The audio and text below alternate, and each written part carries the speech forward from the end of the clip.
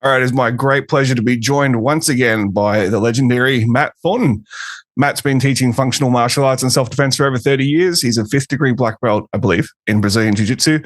But probably most importantly for the topic of today, the author of The Gift of Violence, which was a book that we spoke about. Matt was in the process of writing when we last chatted 5 years ago. So it's an absolute pleasure to have Matt back on the show to talk about that book. Matt, how you doing? I'm doing great. Thanks for having me. It's good to be back. Absolute pleasure. So if you haven't listened to the first episode with Matt, I highly recommend you go back and check that out. We go a lot through Matt's journey through martial arts and through self-defense and all that side of his life. And also I talk about the influence that Matt's original SPG videos had on my journey, as well as I was a sporting martial artist trying to figure out how it all applied to the reality, I guess, of the working environment that I was working in, and lots of cool stuff. So go back through that episode if you'd like to. Matt, I guess just by way of sort of brief introduction, beyond what I just gave you, The Gift of Violence is, I was really impressed. I read it in sort of the downtime we've had while the podcast hasn't been operational hasn't been as frequent the last couple of years.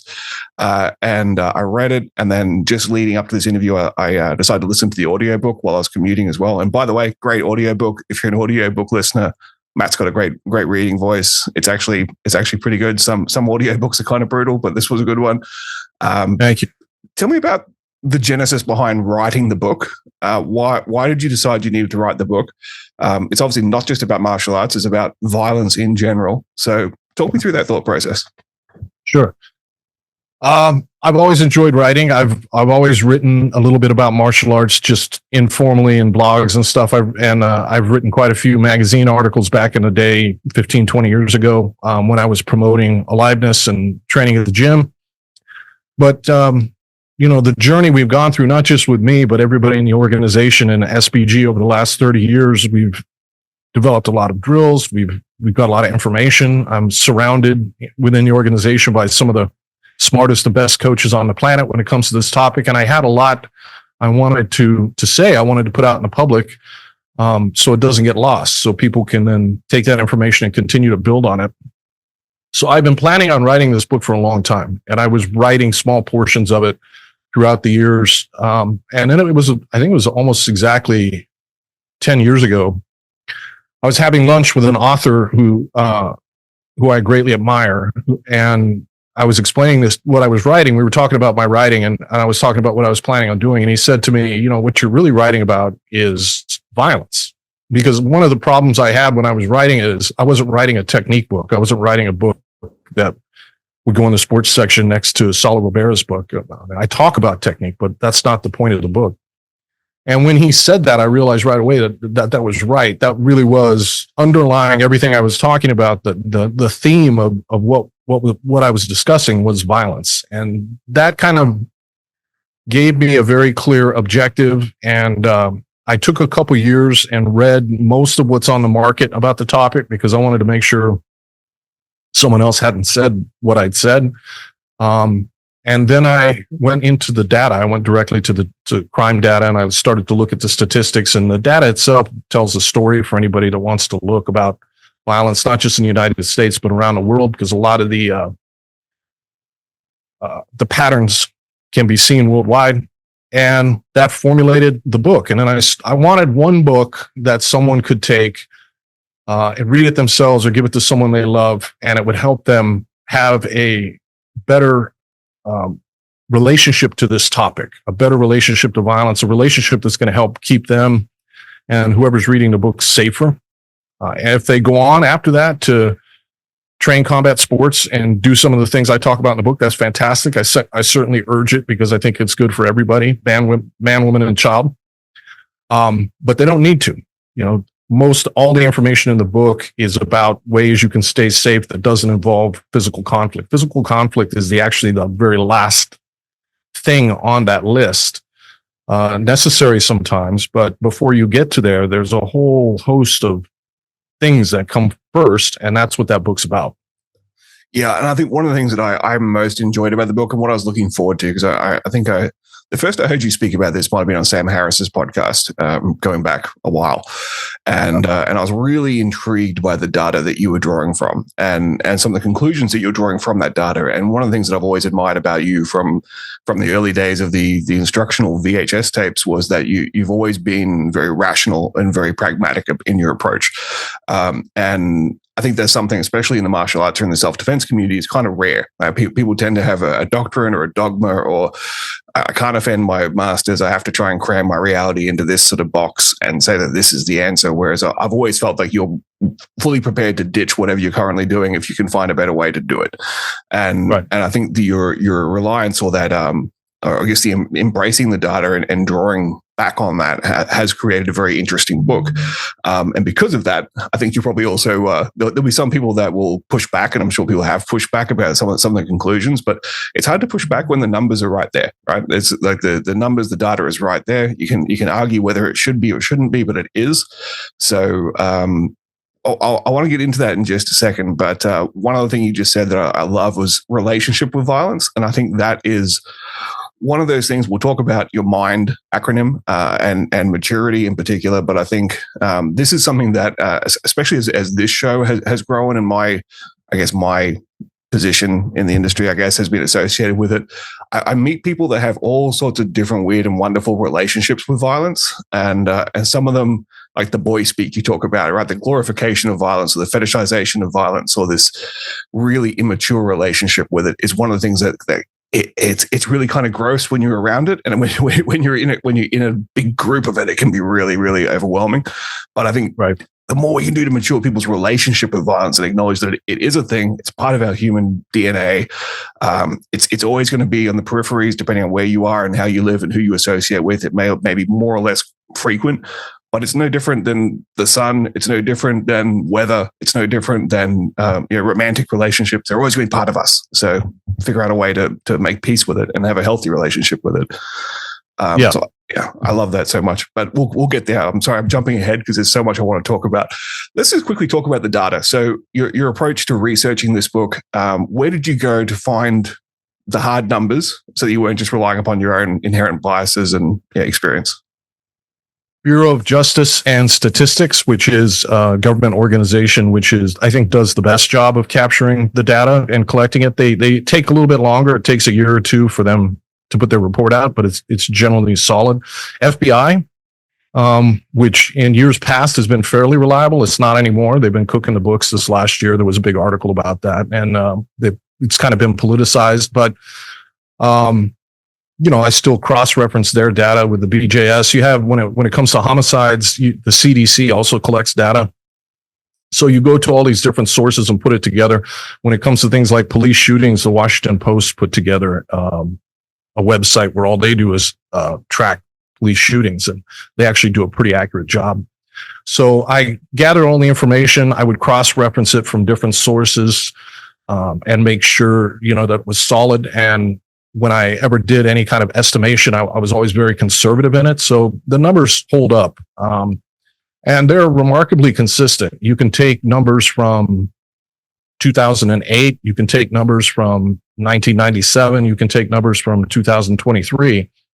And you'll see the same patterns. There may be more or less of a particular crime, but the demographics that are involved, the people who are victims, the people who are victimizing people, the violent criminal actors, those patterns hold, and not just in the United States, but actually worldwide. Obviously, it's much harder to get data on it, but when you do see the data from the UK or other countries, it tends to match. And I think it's very, very important, going back to what you were saying earlier about truth. The second chapter in the book is about truth. I think that's kind of the cornerstone of everything that I've tried to do.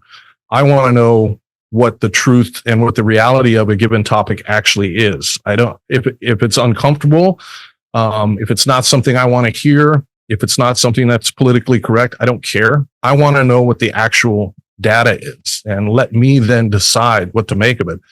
And I think other people appreciate that approach too. So that second chapter, I actually talk about epistemology and rational thinking and how to arrive at conclusions. And I kind of lay the groundwork for it before we go into the book to help people so they can go through the numbers themselves. And then when we start to get into who commits the crimes and who is the victim of the crime, then I start to throw the numbers out there at people in charts, and they can take a look at it and start to form their own conclusions. But I just wanted to tell the truth about it, and that truth hasn't really changed. Like I said, those patterns have been consistent in the United States for at least the last 70 years that we go back. Yeah, look, I think that anytime we're spending a lot of time and energy training for something or trying to get good at something, you want to make sure you're spending that time and energy in the right directions, right? So if you don't know what the actual problem you're dealing with is, how can you possibly be mitigating it properly? So right. Yeah, so I think that's very useful. Obviously, I don't want to spoil the entire book. We don't have whatever 10 or 12 hours it would take to get through the book, but tell me, what were some of the key things that you drew from that data? Was there anything that surprised you, or anything that's been sort of an epiphany, either for you or for others, as you've got feedback from the book?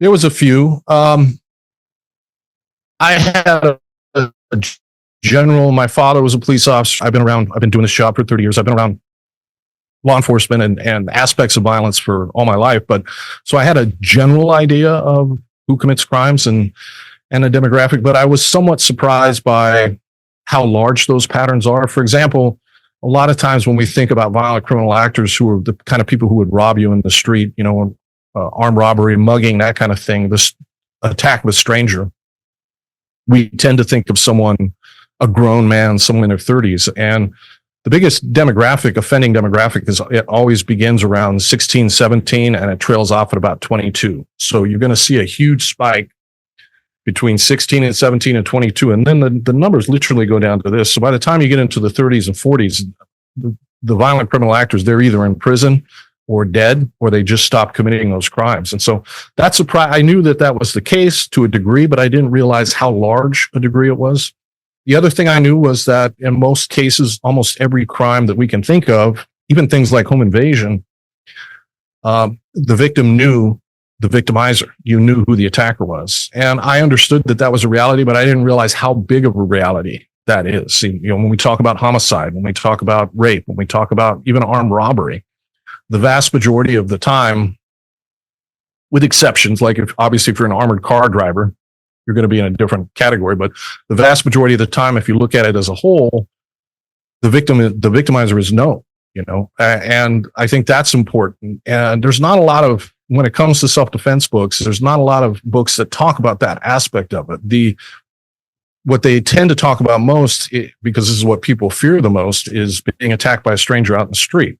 And I cover that, but really, if you want to really have a good relationship to this topic, you want to keep yourself and the loved ones safe, you have to begin with your own association and who you allow into your home, who you allow around your kids, who you engage with every day.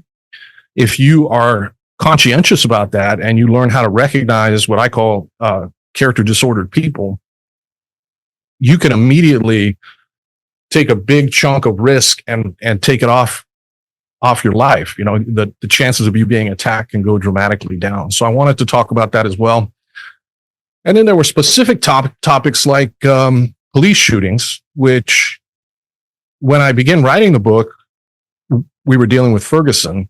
And then as I was publishing the book, we got around to the George Floyd incident, and there was literally a mass hysteria, certainly in the United States, but it also went worldwide, where there was this notion that American police officers were hunting down and killing black males. And it's just not true. And it's not just not true. It's just unbelievably exaggerated.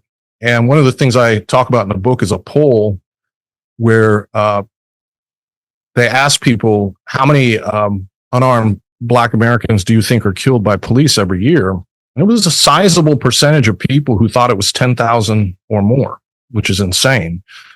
The majority thought it was over 1,000. And that changed depending on your political view. The people that are more conservative were more accurate, but they still overestimated it. And just to be clear, every year, in general, it's about 12. That's around the whole nation. It's about 12.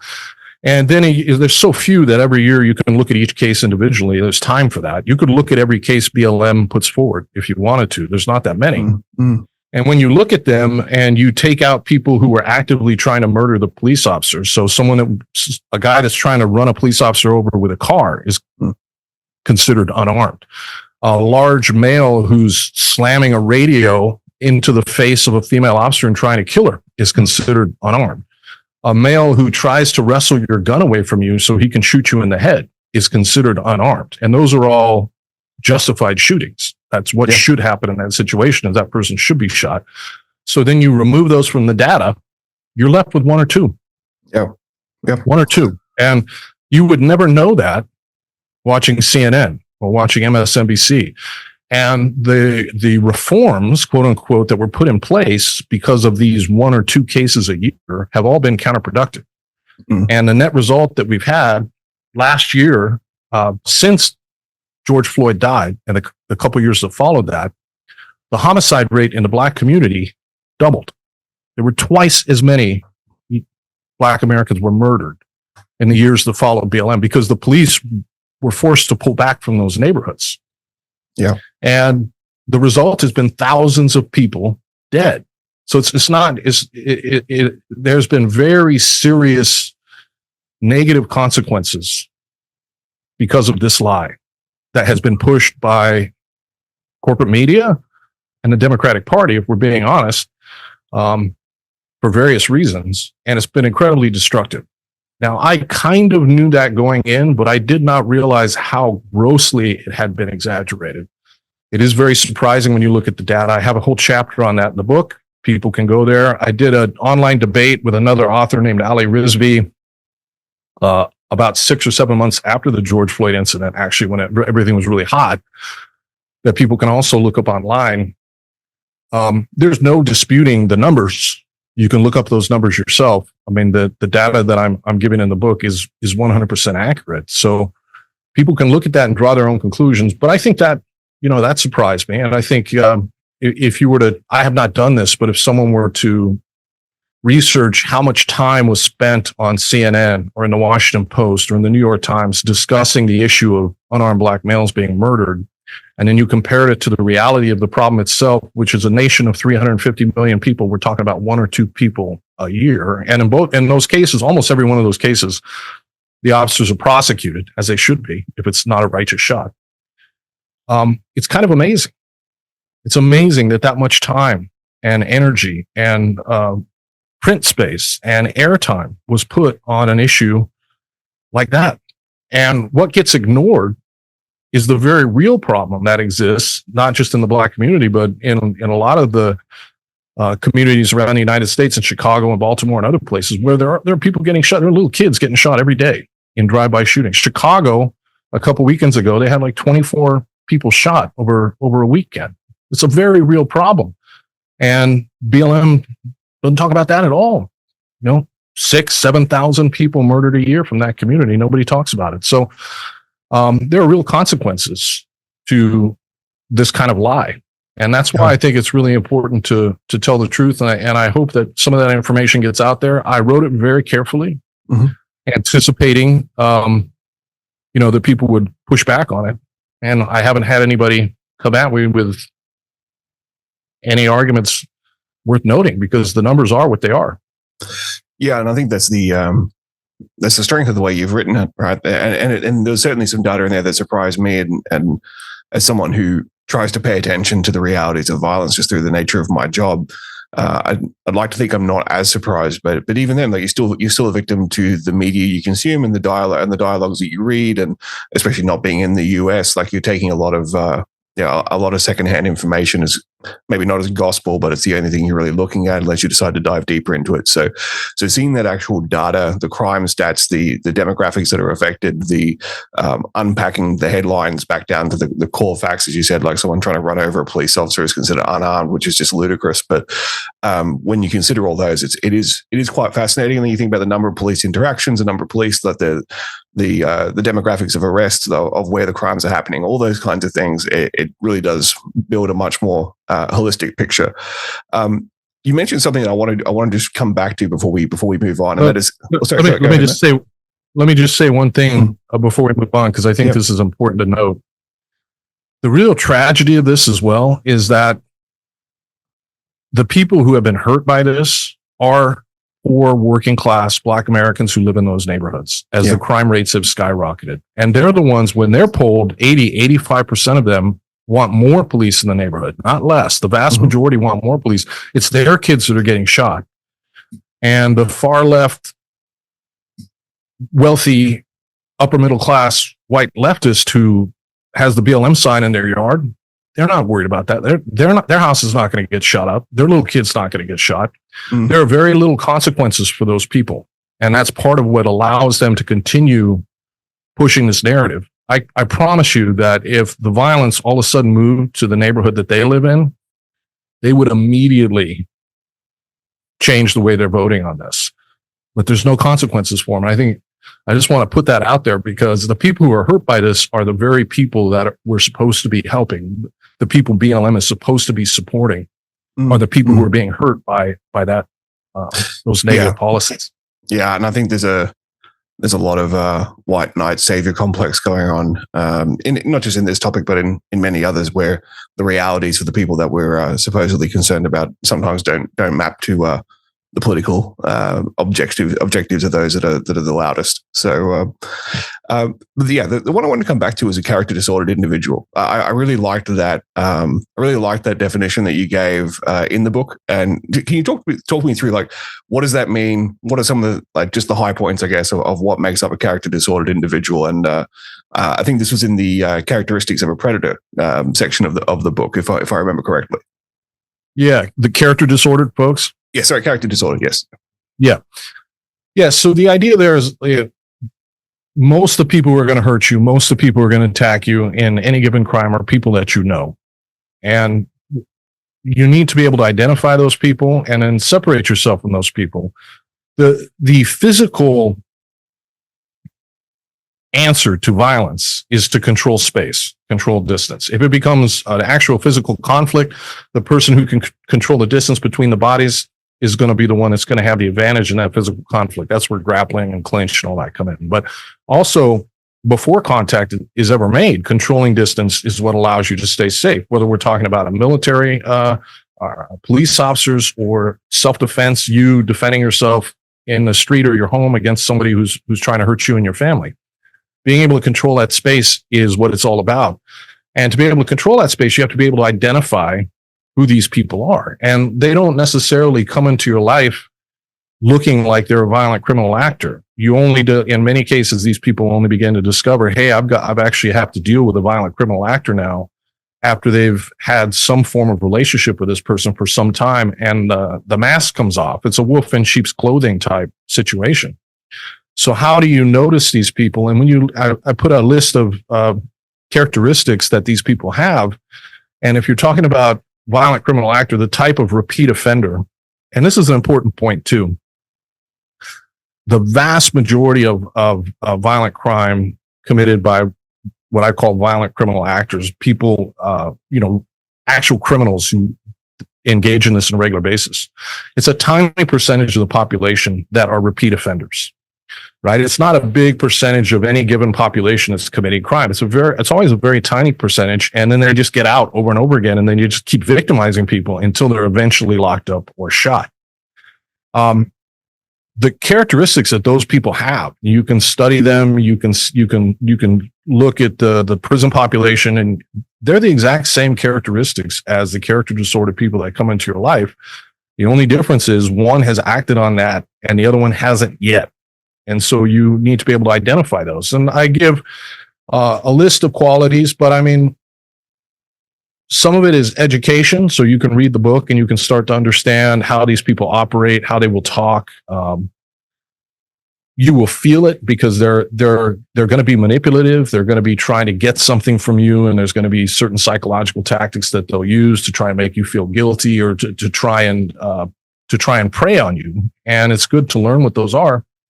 There's also another part of us that just recognizes it, that just feels it.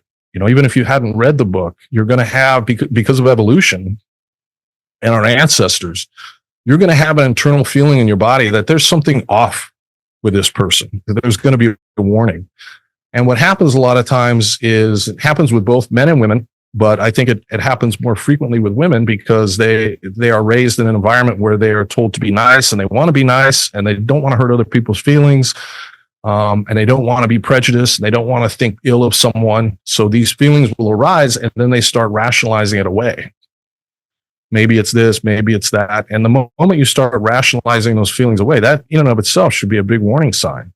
Yeah, absolutely. And so you're going to have your natural, what I call primal instincts in the book that you learn to feel. And those don't need to be educated. Those are already in you. And it's almost like a superpower once you learn to pay attention to it. And then you have some things some strategies and tactics and things that I list out that in the book that you can educate yourself on to be more aware of it. But I think the vast majority of people, even if they hadn't read the book, when you run across one of these guys, one of these people, your body will know. And the moment you start trying to rationalize it away or justify it somehow, that should be a big warning sign. And the more you learn to pay attention to that, the more you learn to honor that, then you can just make space, distance, get this person, this person out of your life, away from your children. That's the best form of self-defense because you're dealing with it before it ever becomes a problem, right? And the instincts that men and women will have are always slightly different. So this is especially true when we talk about things like rapists and men that like to exploit women. They may not send this. I, as a male, may not pick up on any threat from them, right? They can come into your life, and to me, they are harmless, and I don't notice anything, but women will immediately start to feel something negative from them. And so it's really important that even if you don't feel it, when somebody else tells you, your wife or your girlfriend or your daughter, a child, tells you they feel uncomfortable around someone, you need to honor that as well. And odds are there's a very good reason why. And again, teaching your loved ones and your kids as well to pay attention to that and not to be afraid to put up boundaries and not to let people touch them if they don't want to be touched and not to let people in their space if they don't want to be in their space and learn how to be assertive.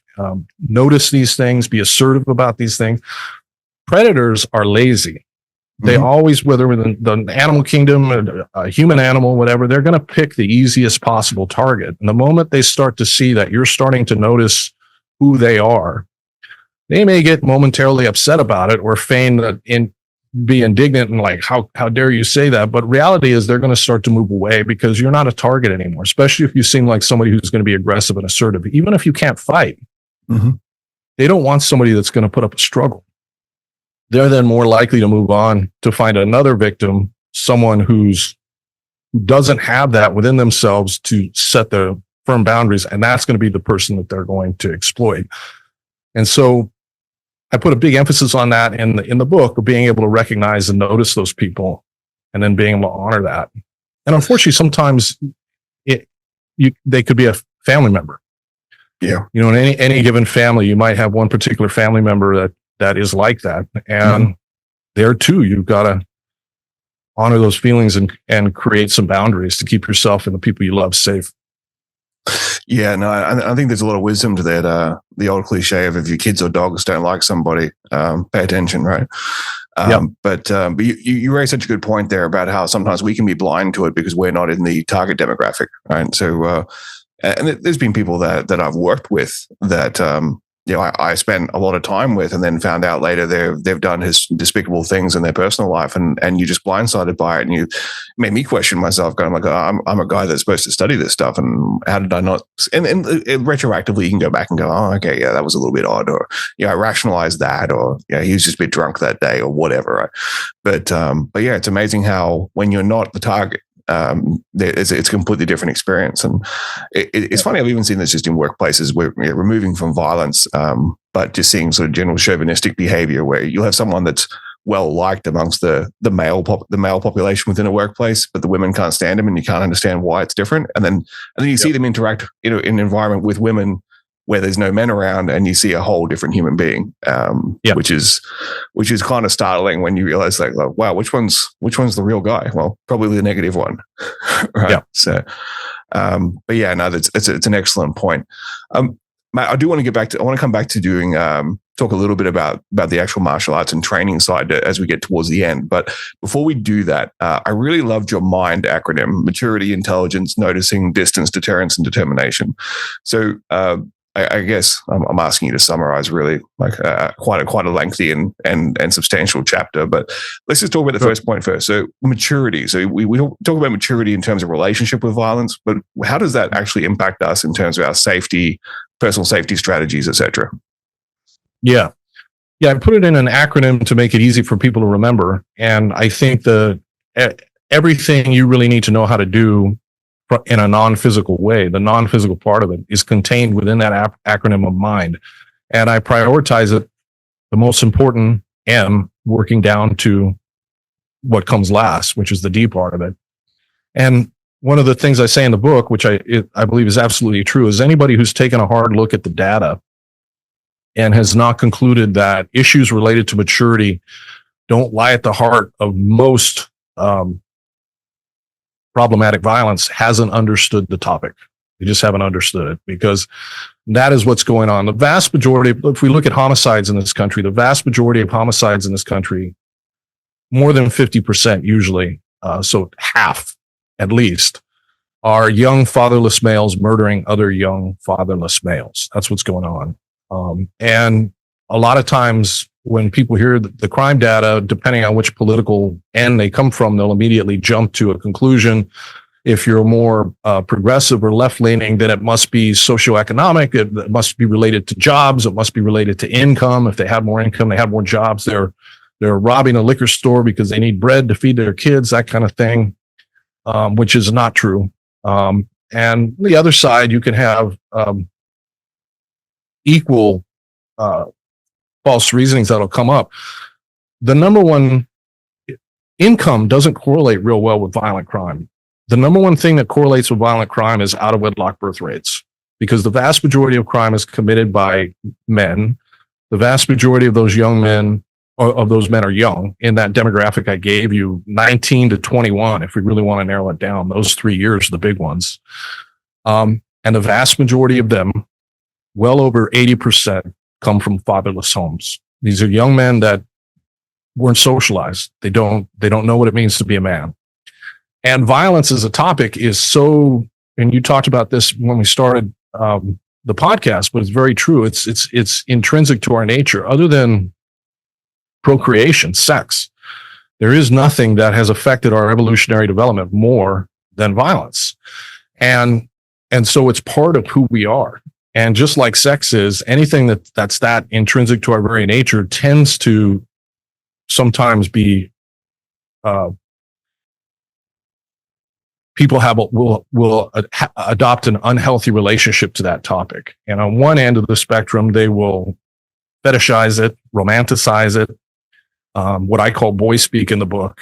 And that is very common with these young males that commit these crimes. And on the other end of the spectrum, going all the way to the other side, they will demonize and repress and basically bury their head in the sand about it. And the extreme version of that would be a pacifist, which I feel is, as I explain in the book, a deeply immoral position, because all you're doing is you're passing on the responsibility for people's safety to someone else, because you're not going to do it. And there's nothing loving or kind about that. But both those represent extreme poles of an unhealthy relationship to the topic. And somewhere in the center, there is a more healthy relationship to the topic. And young men need mentors. They need fathers. They need mature males in their group to help guide them on what that relationship is. It's also the number one thing you're going to look for. If you're looking around for who's going to commit a crime, some obvious tell of that somebody is probably a violent criminal actor, first thing you're going to look for is a sense of maturity. Are they walking like ridiculous, and big and like an animal that puffs up its hair and puts his arms out wide to try and scare off people? And it's immature. It's stupid. You can see it a mile away, but it's also dangerous. It's dangerous because that's somebody that's probably more inclined to do something stupid, not have good impulse control, not have a lot of empathy for other people.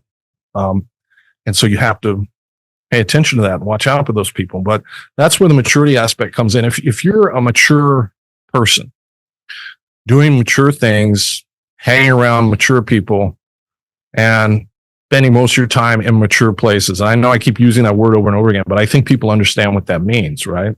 The odds of you being attacked, like, just get slashed dramatically off the board, right?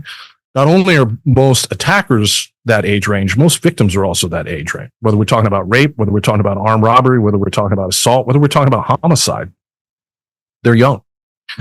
And so if you're not engaging in that kind of behavior and around those kind of people, that immediately puts you in a different category. So that's number one. And then number two is I do think if short-term solutions to crime are easy, we actually know how to solve this problem. It's been done many times before in this country. If we wanted to lower the homicide rate, if we wanted to lower the violent crime rate in this country, we could do it in 6 months. It's what they did in New York before. You take the repeat offenders and you lock them away. You charge them for whatever they're doing. You find that, this is a 2-time felon who, once again, is found in possession of a firearm. He needs to go to jail. Put him in cashless bail and put him back out on the street. Guess what? He's going to attack someone else. And then he's going to attack someone else until he eventually kills someone, which is what's going on now because they just keep throwing these guys back out in the street. Well, don't do that. You have to lock them up.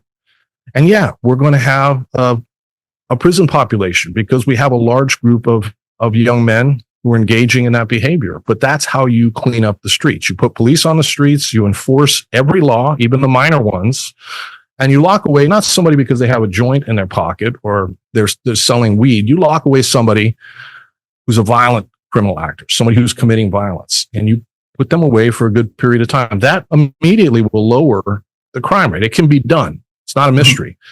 Long-term solutions to crime aren't going to be economic. They're going to be about getting fathers in homes and then trying to look back and answer the question of why they're not there to begin with. What happened?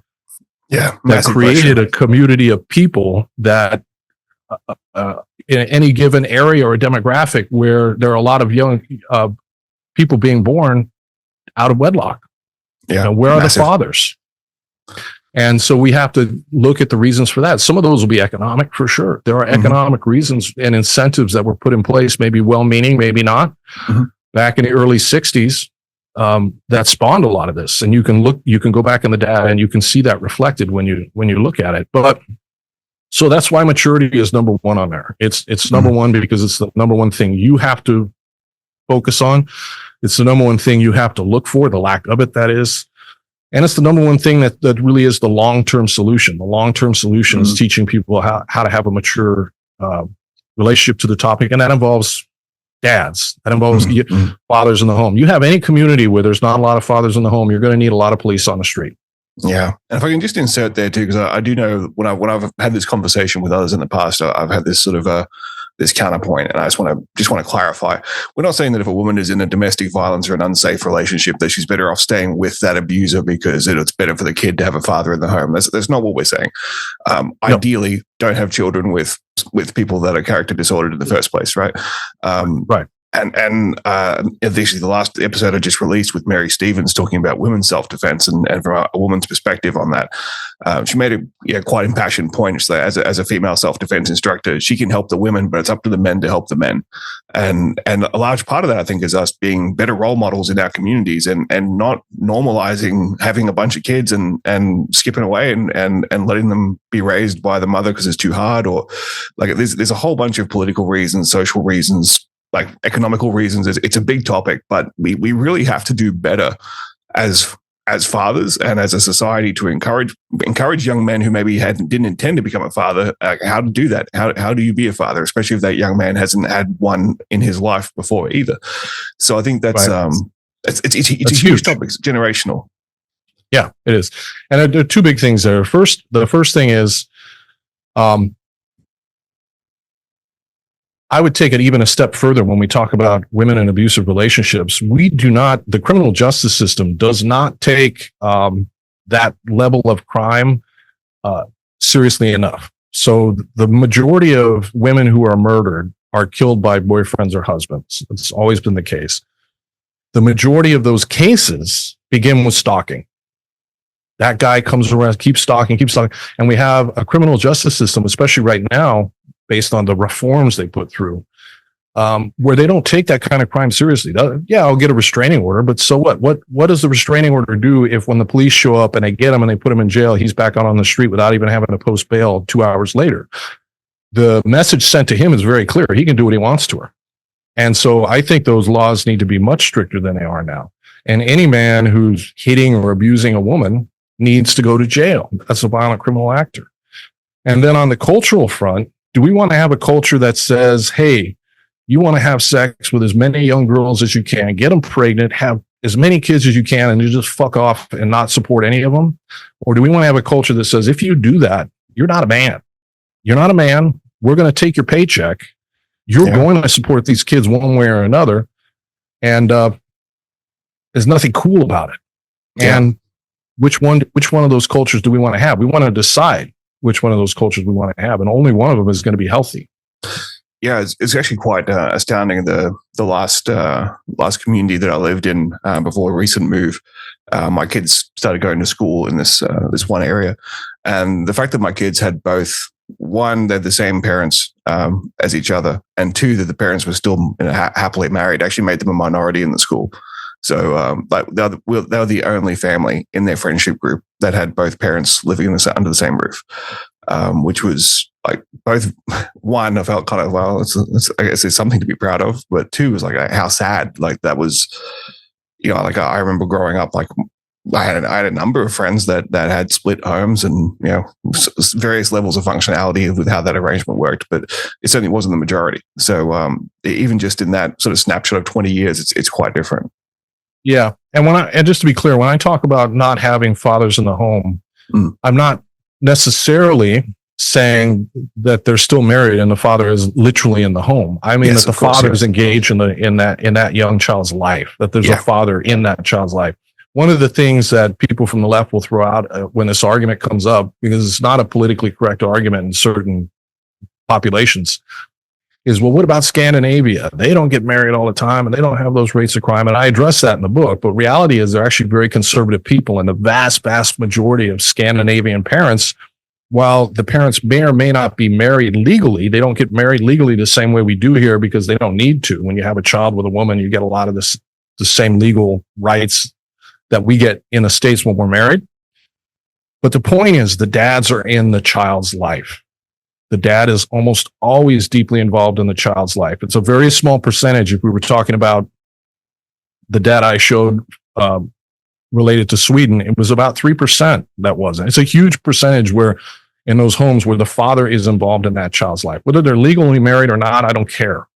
But they're engaged with that young person. And guess where the crime is?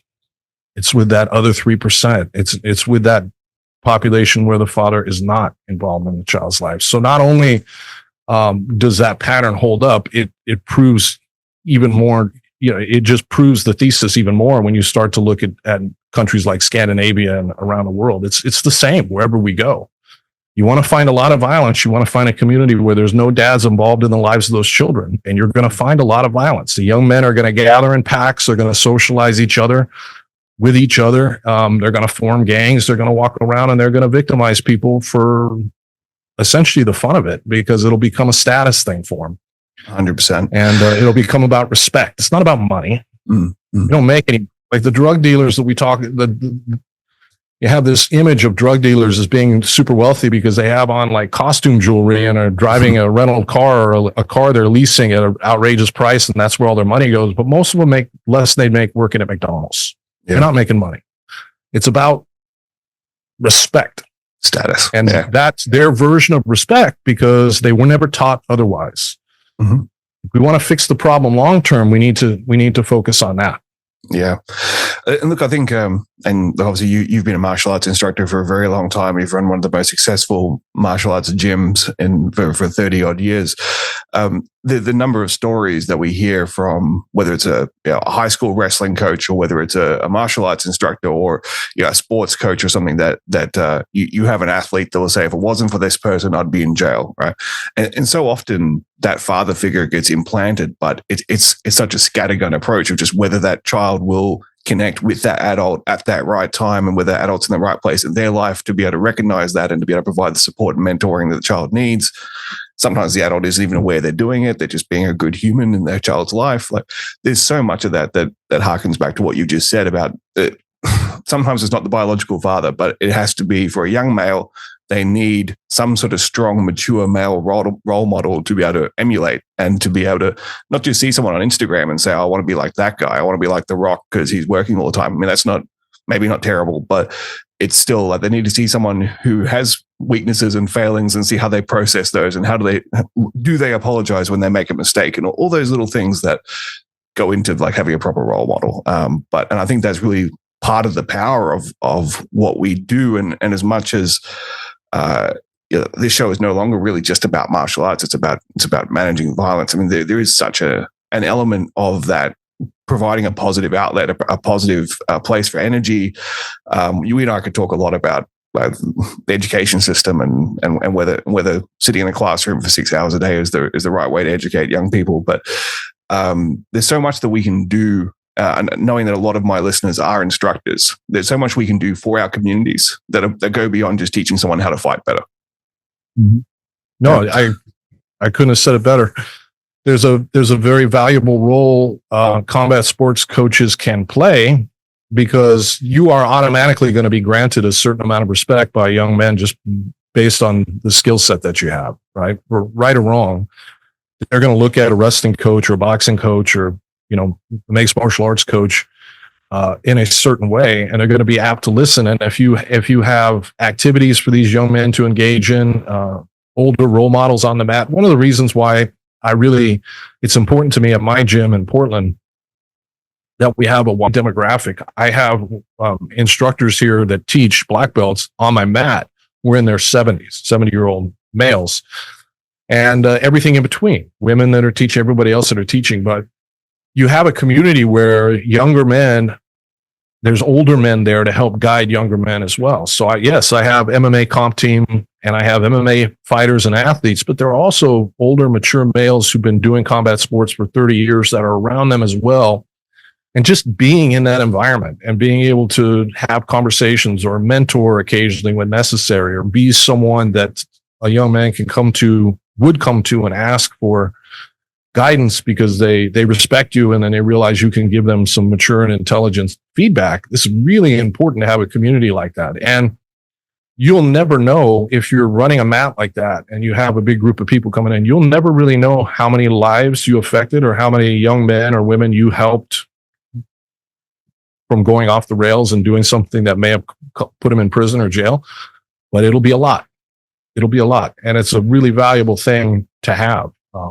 Yeah, I keep seeing wrestling programs and things like that being cut from high schools, and that's like the last thing we need to be doing. We need more of that stuff. Those are the men that these young men who are at risk and in danger are going to gravitate towards and listen to. I talk a little bit about this in the book, not much, but I had a period when I was a teenager in high school where I was certainly a juvenile delinquent myself, and I wasn't inclined to really listen to anybody. And I had 2 or 3 older men that helped guide me along the way, and they were wrestling coaches. Or another one happened to have been a Vietnam vet that worked at the high school that I was at. But he was someone at that age I respected and admired, and he was capable of pulling me aside and telling me something, and actually kept me out of a lot of trouble because he could see what I was about to do.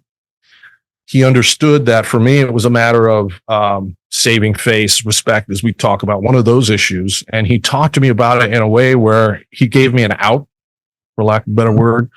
And had that not happened, I don't know where I would be right now. But I'm very grateful that guy was there and he was in that school. We need men like that. We've got a lot of veterans and people that are coming back from war and places like that these men can serve the community greatly by engaging with them in programs. It's just Brazilian Jiu-Jitsu school. Open up your doors. You have a teens program. You have a couple men there or women in the teens program that can help. You'd be amazed at how much good that can do for a given community. Yeah. Yeah. And I think, and vice versa, I think the community can do good for that individual as well, give them a sense of purpose and something that they're contributing back to. And I think that's an amazing thing. Matt, I'm conscious that we could talk for a really long time. There's a couple of things that I just want to give you a platform because I love listening to you talk about this stuff. But one of the things that, I really enjoyed, and I'll preface this just with a little bit of background for those that maybe don't know slightly my background on this. The idea of the opponent process, and there's competary, you said, of why combat sports are so effective. And I know some people just switched off. It's like, I'm not here for an MMA podcast. Okay, cool. But like my background was I started off doing traditional martial arts as a child. I found wrestling when I was 15. Not a lot of competition outlets in Australia for wrestling, so I switched to judo when I was 17. I started doing Brazilian jiu-jitsu at about 20. Competed internationally in judo and a number of other wrestling sports, and then found that I was working in nightclubs doing door work and so on. Felt like I needed to do the reality-based thing, do a lot of scenario training, and that certainly helped fill in some gaps that weren't immediately in my skill set, I guess, in terms of verbal skills, awareness drills, etc. But as I reflect back, when I look at the actual violence that I dealt with, the vast majority of the time, the physical answer was a combat sport answer. It wasn't from the kata, it wasn't from the bunkai, it wasn't from the forms, it wasn't from the eye gouging. Like I don't think I really eye gouged anyone really. But there's a lot of value in combat sport, and I know it often gets discredited by my listeners, by people that listen to this show that maybe don't want to do combat sport. I think the sport is too limited. You've got a lot of videos. I saw you just reposted one from like 11 years ago of the street versus sport fallacy. But just talk to me a little bit about why combat sport, I guess as succinctly as you can, why combat sport is so effective at training people for real violence where there are no rules. Sure.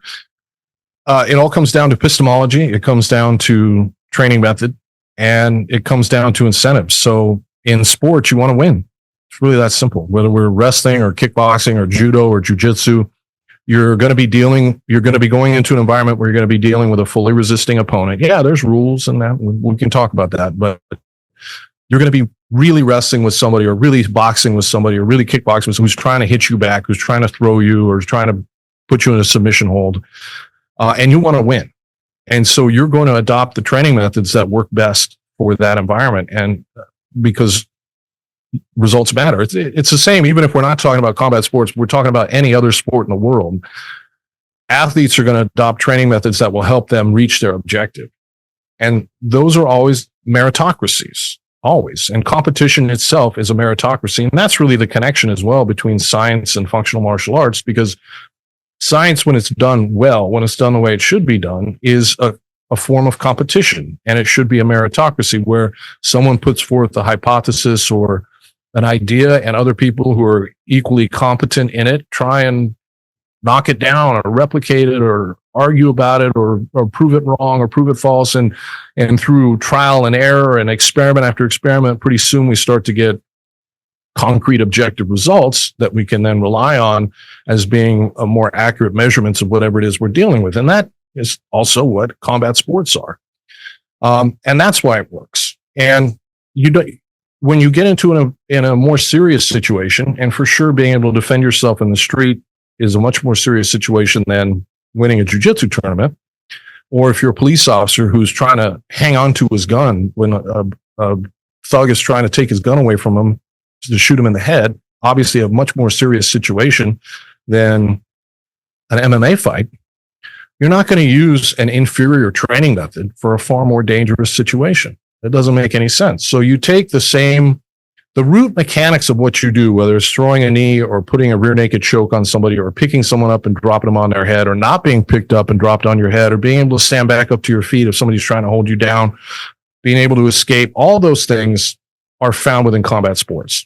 And they don't magic the headlock escape that you're going to use on a big guy that grabs you in a headlock in the parking lot and takes you down to the ground and is trying to squeeze your head and punch you in the face. The headlock escape out in the parking lot is not different from the one you do on the mat. Same. And if you're very good at getting out on the mat, you're going to be very good at getting out of there. Strategies and tactics will change. Things we have to be aware of will change. Of course, yes, there's friends. I have friends too. It's not like combat athletes don't also have friends, but there's all these, and I address each of those tired fella, like, what if he's his friends? Well, in the street, there's no rules. What if he has an, yes, I address each one line by line in the book, and people can look at that. But big picture is, if you're a Muay Thai fighter, if you're a Brazilian Jiu-Jitsu purple belt, if you're a good wrestler, a Division I wrestler, you're not someone that some violent criminal actor is going to want to get in a fight with. Yeah, you tend to project a bit of a hard target vibe. Exactly. You are, by definition, a hard target. First of all, you're an athlete, which is very important. You take care of your body. You know how to move. Second of all, once it does become physical, the other person grabs you and there's the pushing and pulling and the striking. That's your wheelhouse. That's your game. And you're going to go back and you're going to respond and you're going to choke this person or drop them on their head or punch them in the face or whatever it is. You know, there's no magical way to punch somebody in the street. It's exactly the same as you do in a kickboxing match.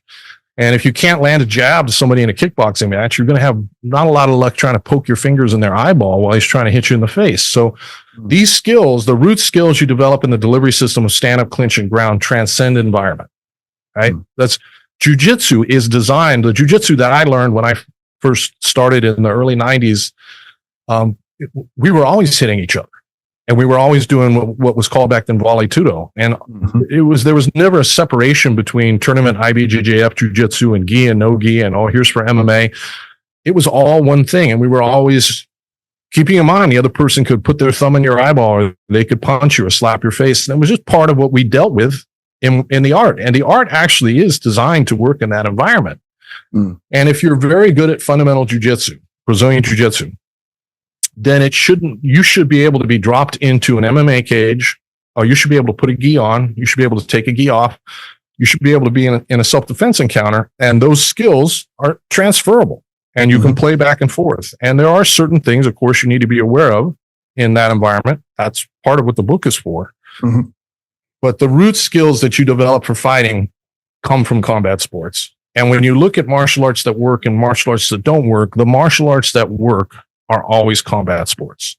You know, we could list them, and some of them are more effective than others based on the rule set, but Sambo, Judo, folk style wrestling, freestyle wrestling, Greco-Roman wrestling, Brazilian Jiu-Jitsu, Muay Thai, boxing, boxe français, savate, all these things, all of those provide transferable skills that you can then take and put into a cage or put into a self-defense situation, and you can learn how to fight. And the last thing I would say about this, and in a way it's even more important, is we've been talking a lot about immaturity in young men. If you take a scared, immature young male and you put him in a make-believe martial art, let's say Aikido, and he's there for 5 or 6 years, and he's learning things that look very cool in a choreographed environment, but have really no application in an actual fight against an angry, aggressive opponent. You're going to take someone who is a little bit scared and insecure, and after 4, 5, or 6 years, they're going to be even more scared and insecure because deep down they know they're defending a position that they can't be defended, that the skill is not real. And oftentimes it actually becomes worse for their personality. They become paranoid. You wind up with Steven Seagal. But if you take that same kid and you put him in a combat sport, I don't care if it's judo, wrestling, a boxing gym, a Brazilian jiu-jitsu, a good Brazilian jiu-jitsu, so you put him in any of those after 2 or 3 years, I promise you that kid will be transformed, especially if he's in a healthy environment around healthy people, right? Like we talked about, where there's older males and women and everybody else. He's going to be more confident, or she is going to be more confident. She's going to be more comfortable with physical conflict, more comfortable asserting their boundaries. They're even going to walk different. And everything about them is going to help get them deselected off some predator's shopping list because they no longer look like targets and they're happier. You know, I've had kids come in that were autistic and couldn't even look someone in the eye to have a conversation. And after 3 or 4 years of jiu-jitsu, they're teaching class. They're completely transformed.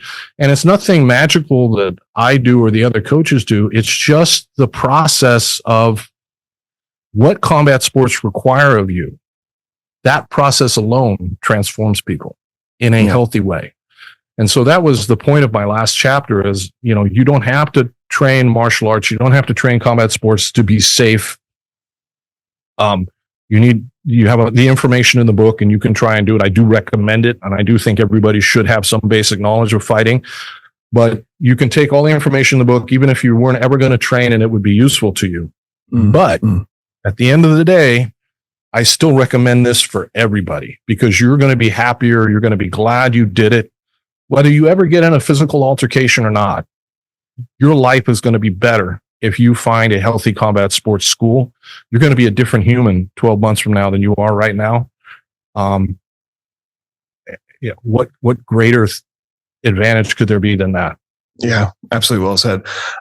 Just one point on that, because I know there are some people that will be thinking, yeah, sure, that's fine for a 16, 17-year-old kid, or it's fine for a 20-something. I'm 55 years old. I've got a bad hip. I've got lower back pain. I've got kids and a mortgage. I can't get into a cage and start fighting people. Like I can't train that way. I need to stick to my whatever other practice that I think is more attractive for me.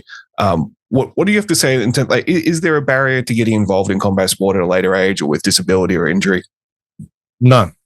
I'm 55 years old. I've got a completely replaced metal hip. I've had 5 knee surgeries, a shoulder surgery. I'm on the mat all the time. Mm-hmm. I have people on my mat who are in their 70s. I have a woman that's been training with us now who's almost 80, and she comes to the women's jiu-jitsu class and she's moving around on the mat.